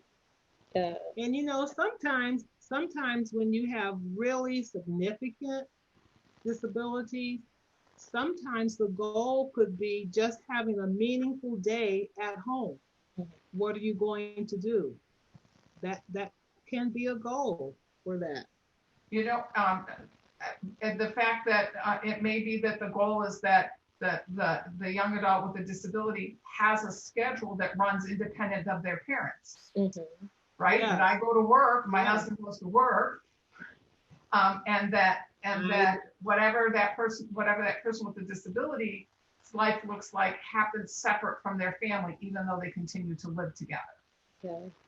Yeah. Yeah. Yeah. Kind of continuing along the same thread here with outside agencies. So Sandy, maybe we'll start with you for this one, but we've kind of been talking with agencies, and sometimes the families are already aware of those agencies because they have been involved with them. Maybe they haven't. So can you just kind of kick us off here to talk a little bit about some of the different ways that they can be involved in the process? Understanding which agencies to include in the process. My three big ideas. The first big idea is that families who can get to know other families whose children are about 5 or 6 years older than their kid, those people are where you're going, and they can help you keep your eye on the horizon. Good idea. They help you keep your eye on the horizon. Oh, well, what's this community mental health thing? You weren't doing that the last time we talked. What do they do for you? Right? So having that networking and connection with families whose kids are 5 or 6 years ahead of you is crucial. Also, the second big thing is that most, depending on whether you are in a rural or an urban area, the number of them in the area they cover will differ. But getting connected with a disability advocacy organization, Good idea. those people are the ones locally who have historically been working with the CMH and the community mental health in the area, or the voc rehab folks. And they understand how those systems work and can educate families. Michigan Alliance for Families, our role is to educate families about special education. There is no comparable thing to us that teaches parents about community mental health or vocational rehab services or housing or food assistance or, right? But those disability advocacy organizations that are local know those agencies, and they know who the key players are, and they know how to help families navigate it. So one, get to know families who are older than you, who have kids that are older than you. The second one is find a good disability advocacy organization to get. Disability. And the third one would be to really begin to look at your child in terms of what their needs are. And not necessarily and a need is not a service. We talk about this at Michigan Alliance Families all the time. Your child has a need to be a better reader. Your child's need isn't, a reading teacher might be able to help them do that, but you want to advocate to be a better reader as opposed to always asking for more time with the reading teacher, because that might not be the solution. There are things that you do for your child at home that if you weren't there, somebody would need to do. And so as you can begin to identify how you support your child at home, what you do for them, the better you're prepared when you go to those agencies to be able to say, tell me about what your agency does. And now you're in the position to say, well, I have to help my son with his laundry and to make his bed. His fine motor skills aren't very good. And so, well, we are still cutting his nails and brushing his teeth, right? You begin to be able to talk about what support and services you're already providing to your child.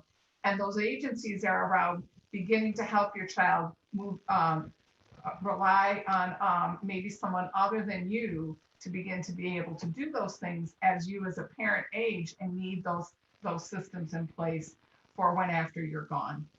Yeah, that's great. That's very good information. Very true. The only thing I would probably, no, those are my three things. That's very good. I wrote those down myself. Those are good. Because your students will need different things at different times. So to know someone who has some students that have gone through the journey, they can help you find out how. Especially around prioritizing. Mhm. Right, Yes. we cannot take on community mental health, voc rehab, and housing, and food assistance, and SSI all at the same time. Trust me, Right. I've tried, and it doesn't work. Mhm. You got to be able to Right. say, right now, the most important thing is employment. Everything centers around employment. For the first couple Or of years, social that's their skills. focus. Mhm. Get to know Yeah, voc rehab and what they can do. absolutely. Yeah. Right. Communicate with your IEP teams too. That's important. Oh yeah, this is a flyer that virtual resource fair that we're going to be having on November the 18th from 4 to 6. And they have all those different agencies down there that are going to be represented, and they're going to be talking about their services. So getting to know what the agencies are and what services they provide is good for parents to know. So you'll know who to tap in at what time you need them. And most districts typically offer, or at least They IEPs do.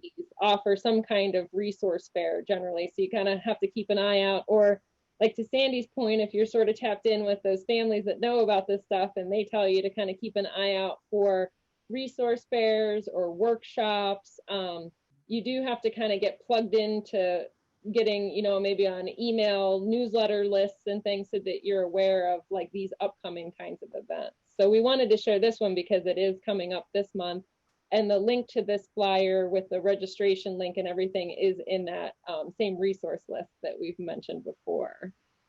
Great. Yeah.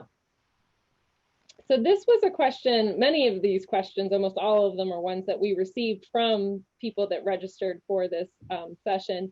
But this one was really kind of looking at when transitioning to high school, they're wondering what are the best adaptive behavior and functioning indicators for kind of, again, planning that path like we've sort of talked about.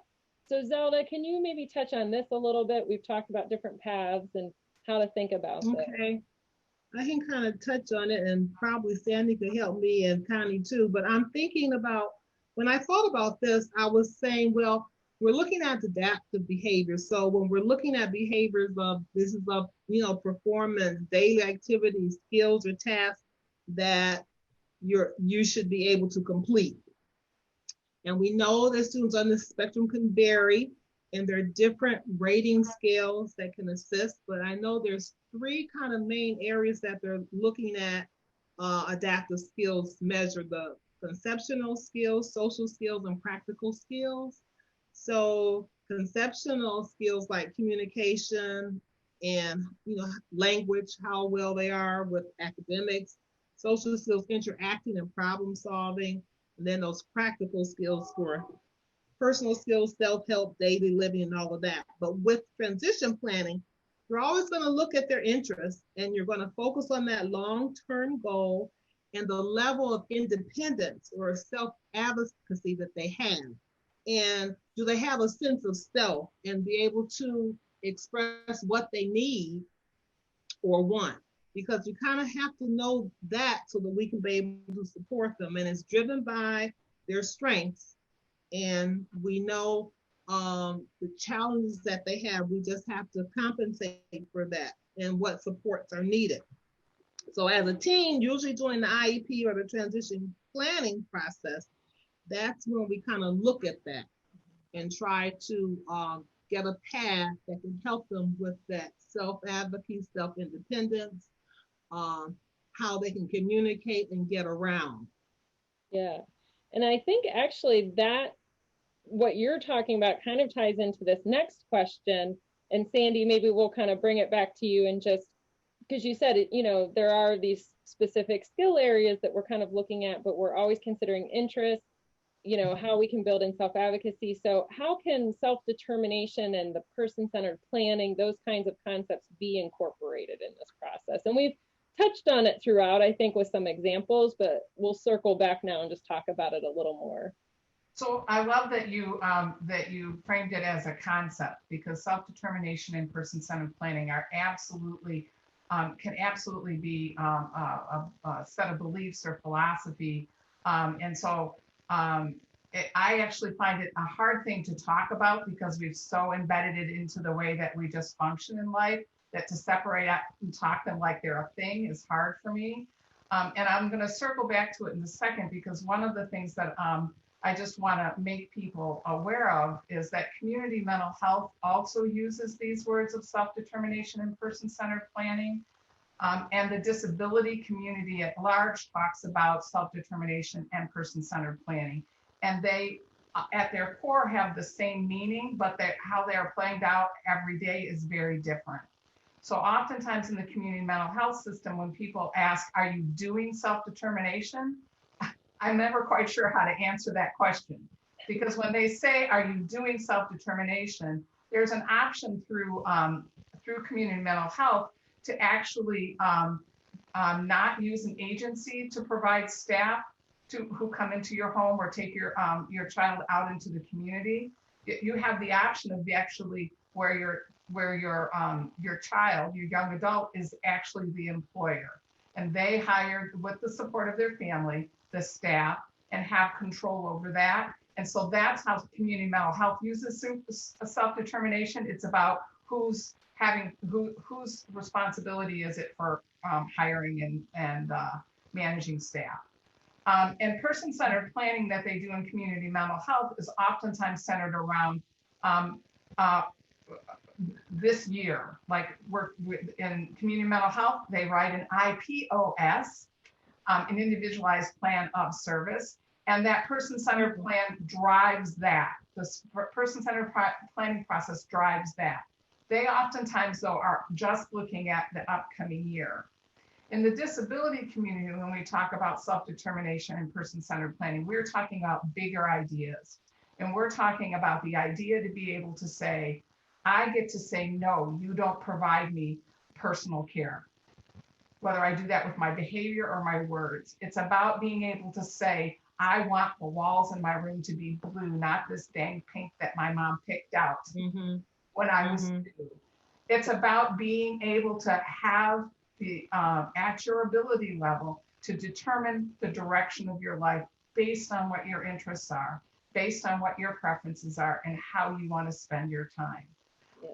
I have to tell you, my son loves those, what I not so fondly refer to as adolescent boy movies, the ones where there's lots of physical humor. I am reached a point in my life where I just don't need to spend my life that way anymore. And so somebody else has to take him to do that because that's what he wants out of his life. He does not want to come and see the chick flick with me anymore, right? And so self-determination really is about, and we can talk about it in the context of an IEP, and that there are skills that you need to have in order to make decisions, in order to evaluate. So I did this, how'd that work for me? And what can I do in the future to change that? So there are a set of skills that help you be more successful in your self-determination. But one of the biggest things is, as it relates to self-determination is that ability to allow our children to fail in a way that is in a supportive environment. But I don't know about you, but many of my life lessons were learned through epic fails. Yeah, yeah, that's so true. And not doing it again. But sometimes we don't allow kids with disabilities to do that. And person-centered planning really is, in the disability community, really is that big picture. Where are you going with your life, and how do you want to spend your life? Yeah, based on what your interests are. Absolutely. No, that's very well said. And as I look at the time here and we kind of come to the end, I feel like our last question, we kind of answered it all along in terms of like the resources and guidance that schools can share. I mean, again, we really did pull together a really comprehensive list of resources that everyone will have access to.